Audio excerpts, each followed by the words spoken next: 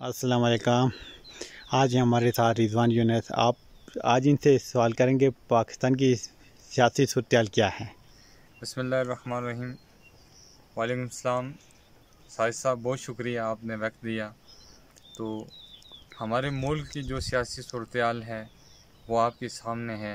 हम एक बहुत बड़ी अलमिया बन चुके हैं सियासी तौर पर।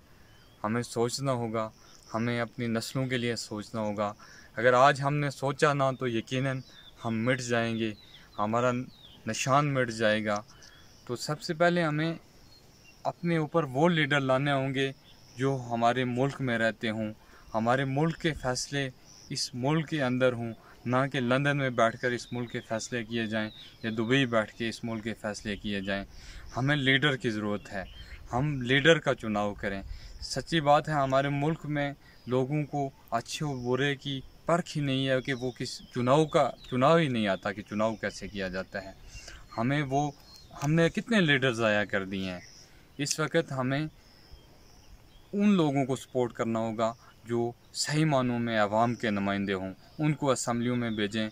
ना कि हम क्या कोई भेड़ बकरियां हैं, हम पे हर दफ़ा कोई मसलत किए जाएंगे।